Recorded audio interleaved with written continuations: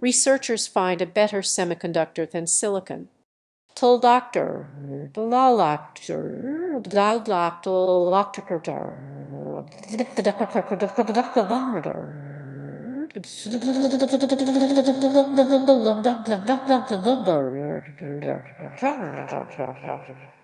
Cubic boron arsenide is better at managing heat than silicon. Both silicon carbide and gallium nitride are already replacing silicon in high temperature, and high power applications are well understood and have relatively few dislocations with modern process techniques. It'll be interesting if this is able to be effectively manufactured anytime soon. He addresses that in the article.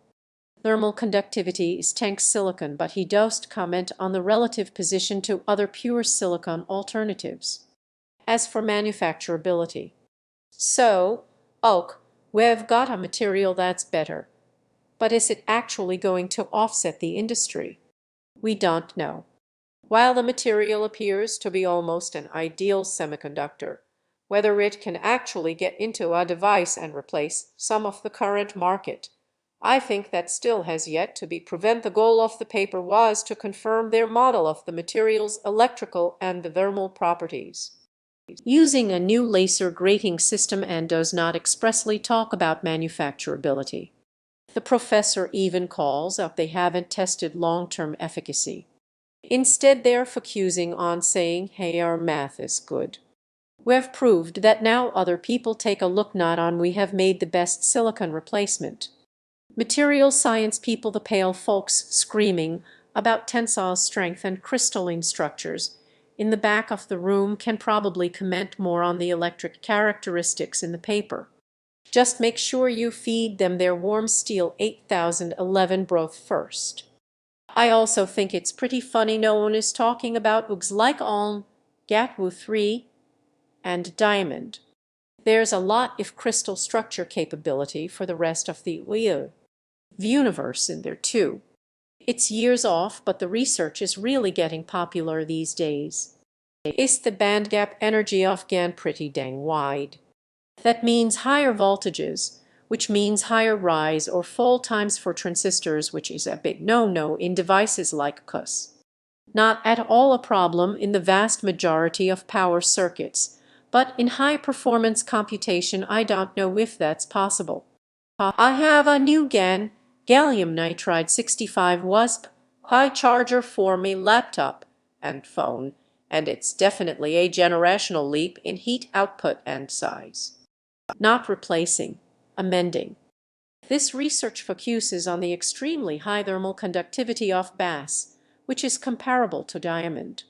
Thermal management has always been a huge issue in power electronics and electronics in general due to the limited thermal budget of electronics. GaN HEMTs have severe limitations due to its poor thermal conductivity, though 6 substrates provide fair thermal conductivity for GaN HEMTs.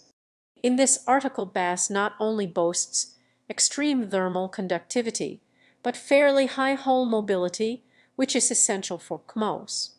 Typically in polar semiconductors, electron mobility and hole mobility have an inverse relationship. High electron mobility usually implies low hole mobility in direct bandgap semiconductor. This limits the application type devices only, but most tech benefits greatly from type and N-type devices that have similar performance. The biggest downside to bass devices is that the crystal is prohibitively expensive and difficult to grow. They literally grew this material from gas phase evac process, producing 500 size crystallites. This paper is a characterization of those crystals. There's still a very long way to go before an actual device is realized. Removed. More work will be needed to determine whether cubic boron arsenide can be made in a practical, economical form, much less replace the ubiquitous silicon. The challenge now, he says, is to figure out practical ways of making this material in usable quantities. The current methods of making it produce very non-uniform material, So the team had to find ways to test just small local patches of the material that were uniform enough to provide reliable data. While they have demonstrated the great potential of this material, whether or where it's going to actually be used, we do not know, Chen says. For commercial uses, Shin says, one grand challenge would be how to produce and purify cubic boron arsenide as effectively as silicon. Silicon took decades to win the crown, having purity of over 99,999,999%, or 10 nines for mass production today. Told Doctor, since it's a new material, no one knows. You'd first have to invest in researching how to make this stuff on a large scale. For it to become practical on the market, Chen says, it really requires more people to develop different ways to make better materials and characterize them. Whether the necessary funding for such development will be available remains to be seen, he says. Also, and while the thermal and electrical properties have been shown to be excellent, there are many other properties of a material that have yet to be tested, such as its long-term stability, Chen says. To make devices, there are many other factors that we don't know yet. No other semiconductor is as easy to get ultra-pure as we can with silicon. And of course silicon comes from sand, so it's cheap. They won't switch away from silicon anytime soon. Switch sil away from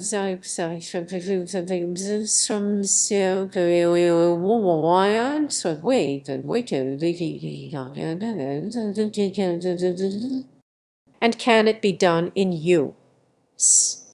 And how toxic is it? And what are the environmental effects? This is maybe 50 years away from commercial applications. And that's assuming it even ends up being a viable material. It may be that, with further research, they find it's a dead end. Told Doctor, there have been dozens of post-silicon semiconductors over the last 20, 30 years, and yet none are close to replacing silicon in anything except very niche use cases. Expect this to be no different. To be no different. Better in some ways, worse in others. Removed. Came to say this. Better almost never exists in engineering. Trade-offs, people. What ways is it worse? Could this lead to the next big coup-tech? I mean, a lot semiconductors are better at doing specific things better than silicon, but none combine all qualities in a mix like silicon does. Also a ludicrously abundant material. Quick Google says the second most abundant element in the Earth's crust. The most important quality is cost. Silicon can be so, but as long as it's cheapest, it takes a lot to dethrone it. And there's nothing that could be used that comes even close to silicon in modern semiconductor production lines. Or is there a material that could, with reasonable investment, augment alongside silicon semiconductor production? Or is that not even a good question? This is a pain in the ass to manufacture. Arsenic has fairly high volatility, which requires a whole host of special manufacturing techniques to keep the compound stoichiometric. Compare this with silicon, which can be easily grown as balls from the melt. This also reminds me of when they said gallium arsenide would take over everything. It did. Or silicon has 1. No stoichiometric considerations. 2. Has a convenient band gap. 3. Grows its own insulators when exposed to hot air. 4. Is sand, boron, and gallium. Arsenide may have great properties for certain use cases, but will always have a huge uphill battle to take on silicon as the standard. I think they are emphasizing the wrong thing. Bass has absurdly high thermal conductivity, higher than sapphire or silver, comparable to diamond. I think you are more likely to see silicon circuits on a bus support than a pure bus circuit. That would be hard, but just making a single bus wafer could be very doable. Gallium arsenide had wide applicability in cellular applications, so let's not write it off like some useless fad. People said lead tin telluride was just a fad but has found its niche in inner lasers. I remember reading something about Intel and cubic boron nitride or something a long time ago and getting to 10 good. At least a decade ago. So when do we change the name to cubic boron arsenide valley? Ars Valley for short. I'm waiting until they figure out how to make diamond-based microprocessors. Cubic boron arsenide clearly we're going to have to shorten that down to Bow Valley. Too long otherwise. There are many semiconductors better than silicon in lots of ways. Many we use already. The issue is all of them are many, many times harder to create and have many, many times lower abundance than silicon. With that little doctor, I love this post. Better semiconductor than silicon is clickbait. For what application? There are already plenty of known semiconductors that work better than silicon for different things. We can talk about interesting results and implications without making oversimplified statements. I'm feeling a little déjà vu. I read these same headlines in 2008 with graphene. In 10 years we learn it causes cancer. I think nowadays we pretty much go into these things assuming they cause cancer and are pleasantly surprised when they don't. In the meantime, do not eat. From the first paragraph of the Wikipedia article on arsenic poisoning. Long-term exposure can result in thickening of the skin, darker skin, abdominal pain, diarrhea, heart disease, numbness, and cancer. So actually, we already know it causes cancer.